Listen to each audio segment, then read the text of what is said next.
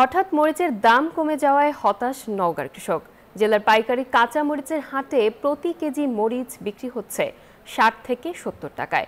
২ দিন আগেও যা ছিল ১৩০ থেকে ১৫০ টাকা।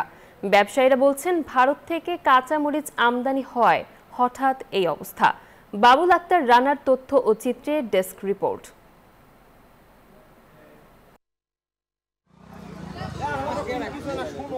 এটি নওগাঁর মহাদেবপুরের মোমিনপুর কাঁচামরিচের হাট। সপ্তাহের প্রতিদিন বসে এখানে কাঁচামরিচের হাট। বছরে ৬ থেকে ৭ মাস চলে এই হাট। এখানে প্রতি মাসে ২ থেকে ২.৫ কোটি টাকার কাঁচামরিচ কেনাবেচা হয়ে থাকে। এখানকার মরিচ ঢাকা, রাজশাহী, সিলেট, চট্টগ্রাম সহ দেশের বিভিন্ন জেলায় সরবরাহ করা হয়ে থাকে। মরিচের দাম কমে যাওয়ায় উৎপাদন খরচ উঠানো নিয়ে শঙ্কায় কৃষক। একদিন কিনবে ২০০ করে আর ৩ দিন কিনবে ৫০-৬০ টাকা করে। ৫০ টাকা এই দামটা থাকলে তো আমাদের খুব লস হয়ে যাবে। গত কয়েকদিন আগে আমরা মরিচ বিক্রি করছি ১৫০ টাকা, ১৬০ টাকা,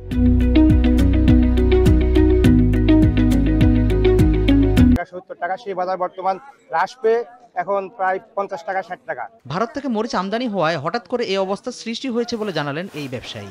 গতকাল মরিচ কিনেছিলাম ১০০ টাকা কেজি, আজকের বিক্রি করেছি ৯০ টাকা কেজি। আর ইন্ডিয়ান থেকে ইন্ডিয়ান মরিচ আসার কারণে বাজারের দাম কম। এখন মোটামুটি প্রতিদিনে যে লেনদেনটা কাঁচা মরিচের এখানে ক্রয় বিক্রয় হয় ৭ থেকে ৮ লক্ষ টাকার মতন প্রতিদিনের কেনা বেচা লেনদেন হয়। মোটামুটি মাসে ২ থেকে ২.৫ কোটি টাকার মতন এখানে লেনদেন ক্রয় বিক্রয় চলে।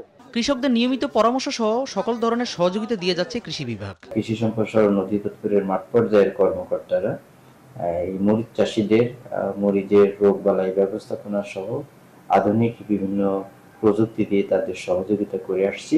চলতি বছর নওগাঁ জেলায় ৭৫০ হেক্টর জমিতে কাঁচামরিচের চাষ করা হয়েছে। Desk report, news 24।